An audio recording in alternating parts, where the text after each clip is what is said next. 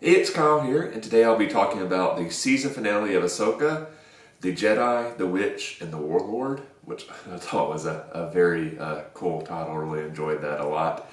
Obviously, this review will include a lot of spoilers, so if you haven't watched this episode yet, or the series in general, honestly, but why would you be watching a review of season finale if you haven't watched the season?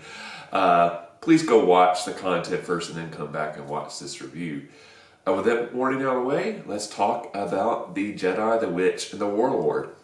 Instead of breaking this down episode like I normally do, kind of through the plot, I figured I'd kind of focus on the things I enjoyed about the finale and the things I didn't enjoy about the finale. And that's partly after I watched it, I realized I really loved some aspects of it. There were some other aspects that I just wasn't quite a fan of. So because of that, I think my overall rating of the finale was, it was good, wasn't great, wasn't awful.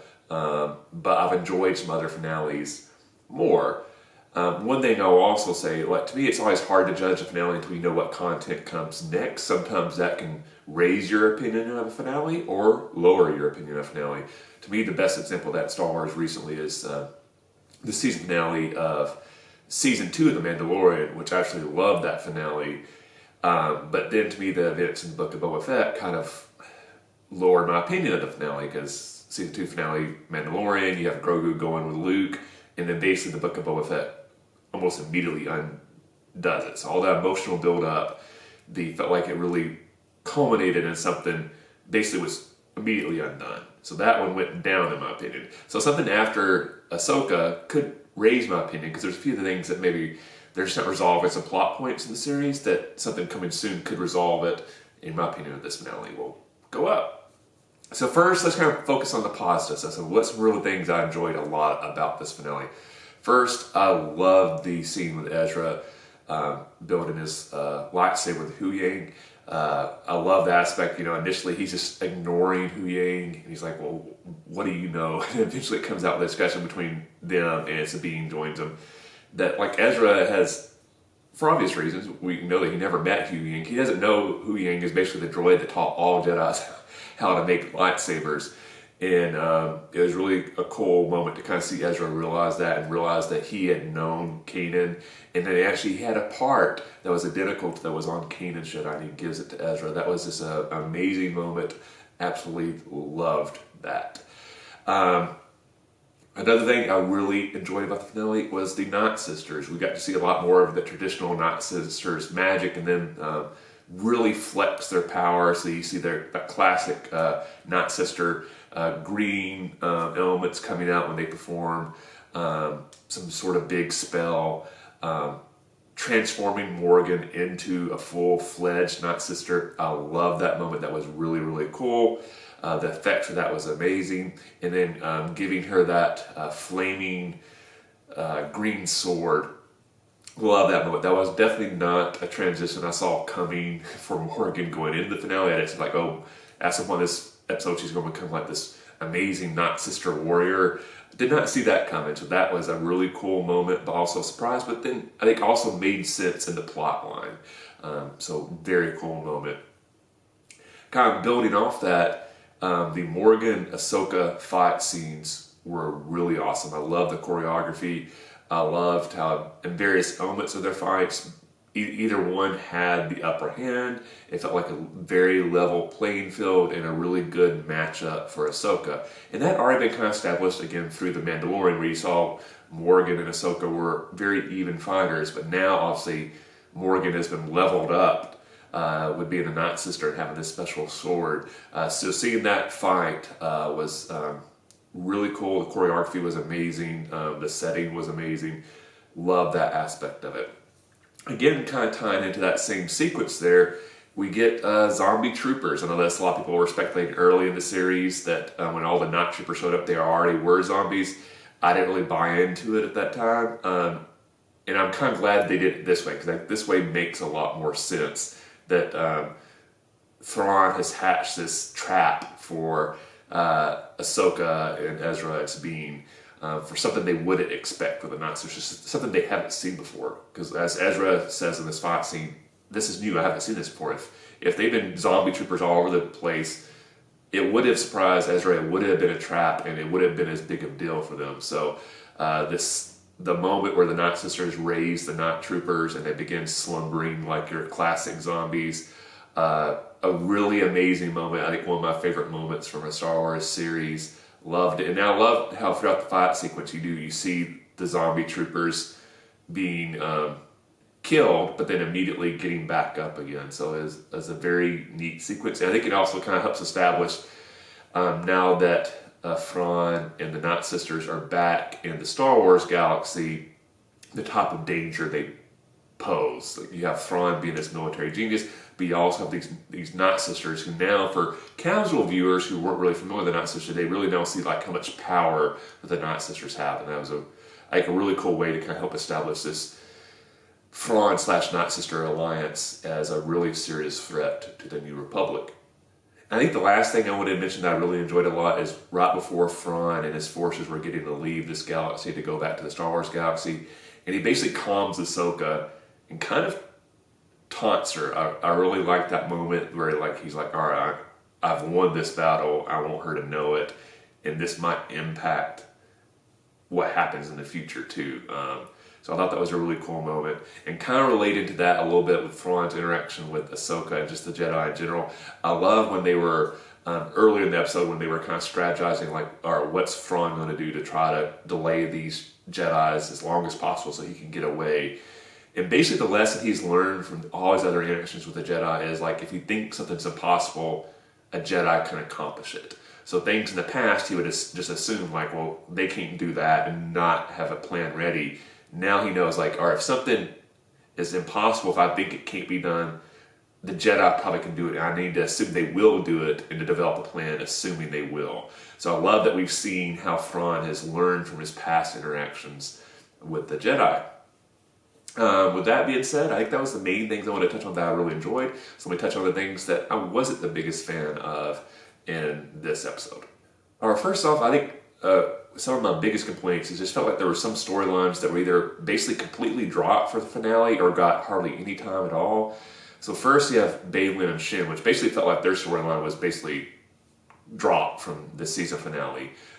You basically have both Shin and Baylan in the episode for maybe a combination of maybe like 10 seconds, which, you know, for them being just a huge part of the entire series, that just felt weird. I know there probably will be some speculation that, you know, maybe this is because of Ray Stevenson's death, but I didn't really feel like they'd cut anything out, because the moment they show Baylan, it's like they're still leaving his storyline on a cliffhanger. So it's not like they resolved his storyline anyway, so I don't think they cut down his storyline in the season finale. So to me, it's just a weird decision that you had those two characters be such a big impact of the entire series, and then when you get to the finale, basically you show Shin finding a marauder camp and raising her lightsaber, and then you see Baylan, which I will say the Baylan moment was really cool. You see him standing around these Lord of the Rings-esque epic statues, and you see a big mountain in the past, and the far distance, I should say, that's like flashing this light, and who knows what that is. It's a really cool moment, but for him being such a major character in the entire season, and, you know, exploring this mystery, like, what is he after, and then basically just showing him for like 5 to 10 seconds, I felt like was a big letdown to the entire storyline. So that disappointed me. On a similar note, although they did give her a little bit more content, but not a whole lot, I was kind of disappointed that we didn't see more back in the Star Wars galaxy of what's going on in the New Republic and Hera. We got a little bit with Ezra's return and their interaction, but just a little bit. So I would have loved maybe a couple scenes where, like, Hera and her ships are like, we're getting ready, you know, like, we have to assume maybe Thrawn's coming back. What can we do? Maybe she's still having some, trying to build some alliances and getting some forces together. Maybe this would have been a cool point for her to bring in Zeb and say, like, all right, I need to get more forces together to get ready for Thrawn's return, because I'm going to assume he's coming back. But basically, she's, again, in it very shortly. So again, that felt like a major storyline that we just didn't really get much in a finale. And to me, a finale really needs to kind of touch on all the big aspects that were mentioned in the series. And this didn't do that. You know, like, you lose the Shin and Baylan storyline. You basically lose the New Republic storyline. So that disappointed me.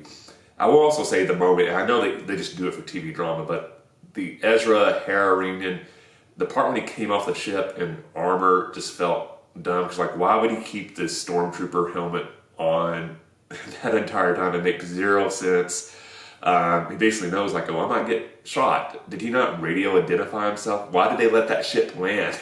It didn't really make any sense, but I know they did it so they could have the big reveal of him taking the helmet off. But I just kind of felt like that was a little bit of a dumb moment plot-wise. It didn't really make any sense for any of the characters to have done what they've just done, especially when the first episode of the season established these two, a ship landing that was Imperial, and these two semi-Jedi coming up and like slaughtering the entire crew. So I think the New Republic might be a little bit more strict about letting Imperial-looking ships dock on their ship at the moment.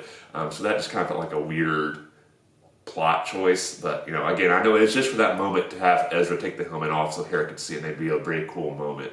But I think there's a way they could have done that better, and it not felt like that doesn't make any sense how they did it. All right, next, kind of like I was very disappointed that we didn't have a big space battle at some point. And this didn't have to necessarily be in the finale. Maybe this could have been in the episode before. But I think one thing, like I think we did establish the Night Sisters as a serious threat, especially to casual fans. I don't know if we really fully showed casual fans the type of military genius that Thrawn is. And I think we needed to see him have a very decisive victory. Not like, oh, I was able to delay the Jedi enough that I was able to escape. But like him really wiping somebody out. So I saw a lot of people speculating that maybe this episode would have Thrawn get back. You know, there's a couple New Republic ships there, and he quickly destroys them with his run-down Chimera. And sadly, we didn't get that. So for a lot of more of the casual fans, I'm not sure if they really still understand the type of threat is. I think they probably see the Night Sisters as the bigger threat at the moment, not Thrawn. So I was disappointed we did not get that moment. And the last thing I did enjoy, I think I'll say this is one thing I might be the minority in. I think some people are going to really love this moment. I did it. I didn't like the Force Ghost thing with Anakin at the end. It just felt very cheesy. It just felt weird. It felt like a tacked on moment, and I just didn't really need that.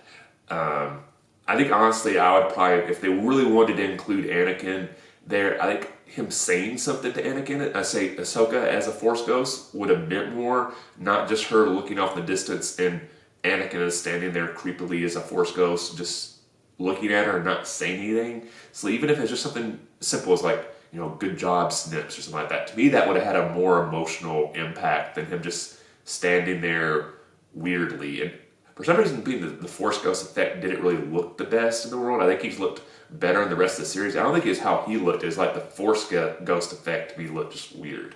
Again, I think I might be the minority in this one. I think a lot of people are going to really love that moment. For me, it just did not hit home.